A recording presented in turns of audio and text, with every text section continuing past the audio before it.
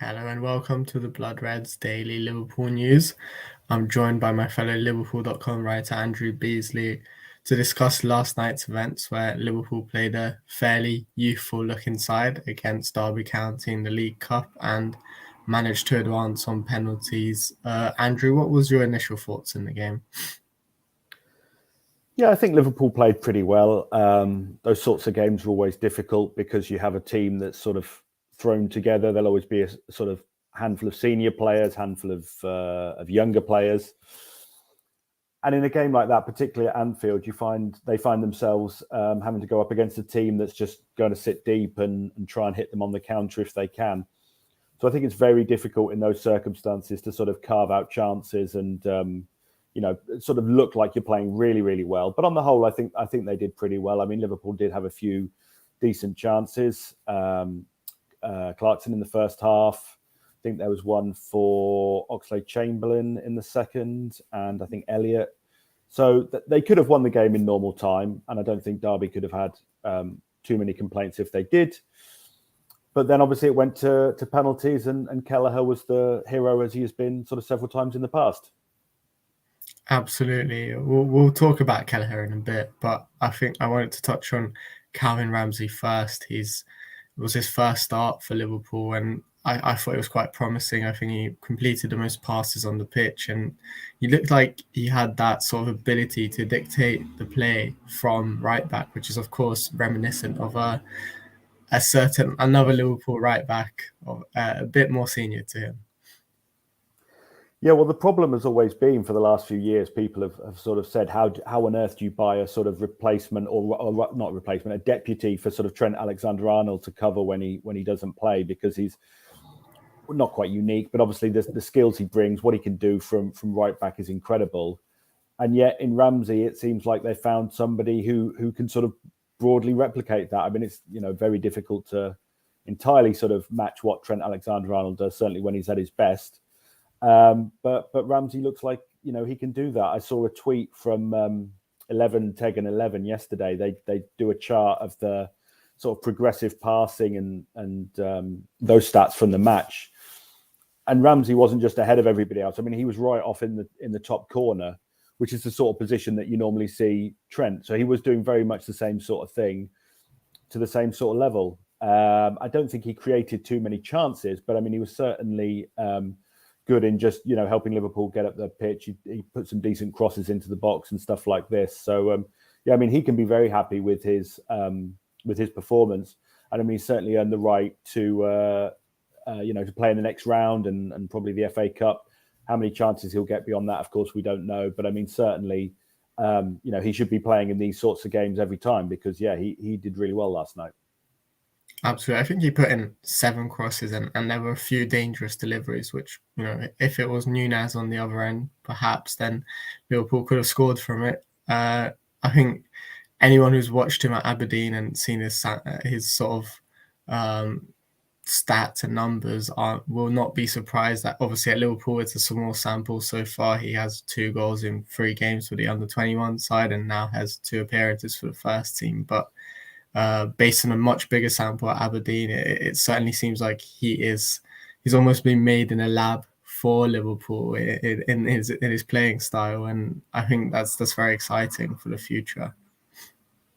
Yeah, I mean, I obviously I don't know. I didn't see too much of him at sort of Aberdeen, but obviously I watched some highlight videos when he joined, and it's interesting that he has a sort of different crossing style to Alexander-Arnold. Alexander-Arnold does his best work kind of deeper on the flank and sort of into the box that way, whereas the clips I saw, at least, Ramsay sort of much closer to the byline and sort of whipping it in.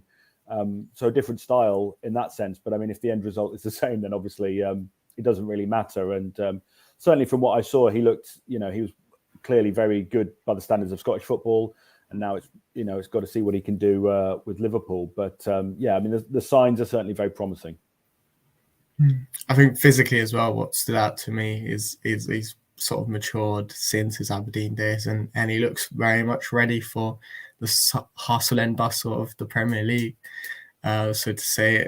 But speaking and sort of continuing on Kelleher, we haven't really seen much of him this season, but when he does come in, he always steps up, and he did that again last night as well.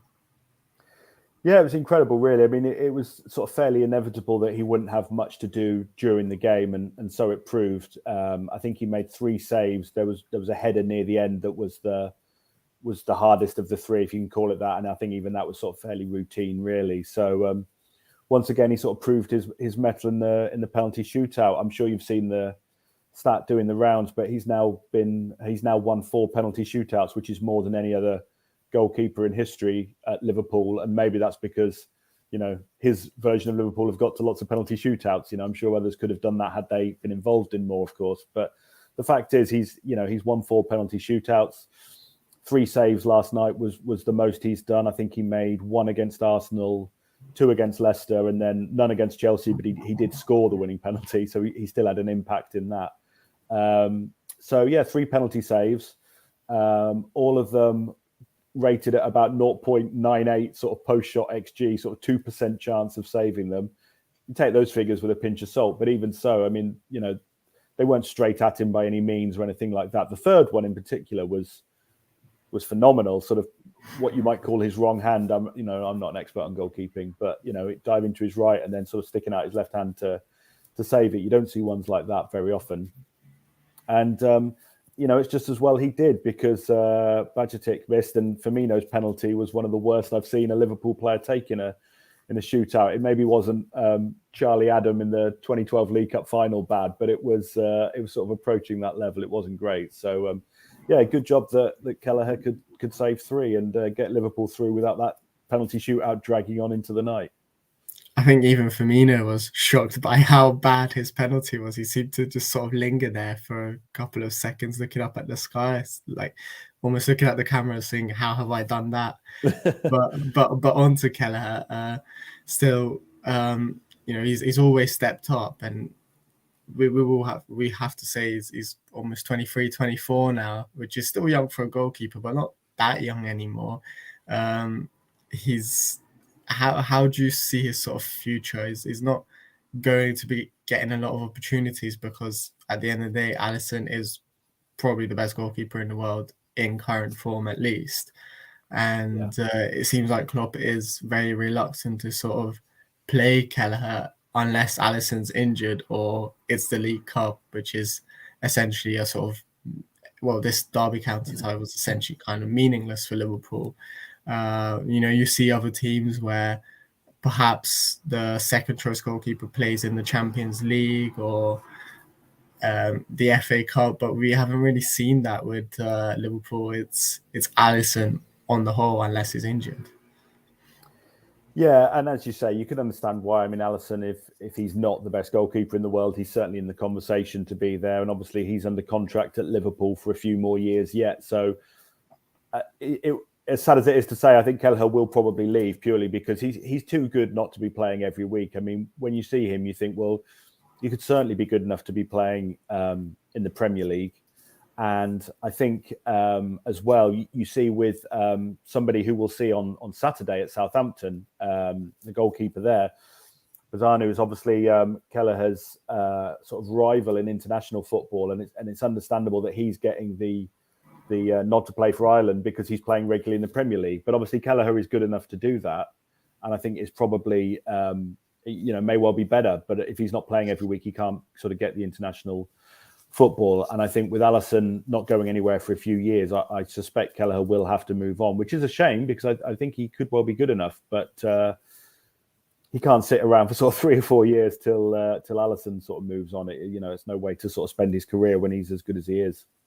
Yeah, as Bruce said in the comment section, he's too good to hold the bench all season, and I think inevitably he will have to move on. Lastly, I wanted to talk a little bit about Ben Doak, who made quite an impression coming on in the last sort of 15 minutes of the game.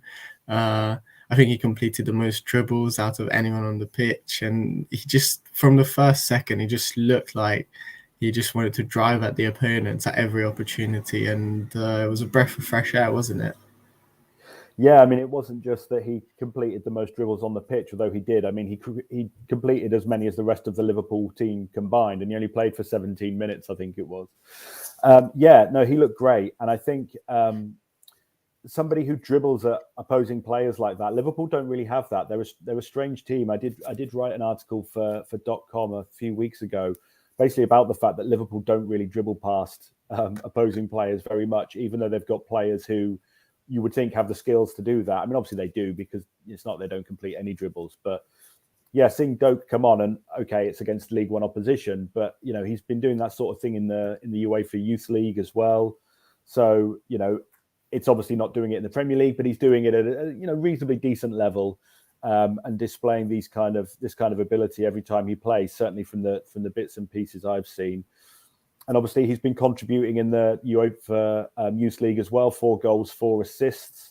I had a look recently. There's not many players who do that. There's only a couple each season hit those sorts of marks in the Youth League, and he's done that as well. So he's performing at that level, and he certainly looked excellent last night. I mean, again, League One opposition, tiring League One opposition, but he couldn't have done much more than he did given his limited time on the pitch. And yeah, it's very exciting for the future. I've seen some Scottish Liverpool fans sort of talking about Ramsay and Doak linking up for their national team eventually down the line, and maybe for Liverpool in the future. Who knows? But yeah, two very good prospects, certainly. Yeah, it's certainly an exciting time for Scottish Liverpool fans. I think Ramsay and Doak were probably 2 of the biggest sort of takeaways from the game for Liverpool. But I think that about wraps up for today. Thanks, Andrew, for joining me. Thanks, everyone, for getting your comments in and getting involved. As always, make sure to check out the rest of the Blood Red content going out today. There's going to be plenty of reaction from the game still, and looking ahead to the weekend as well, and Southampton.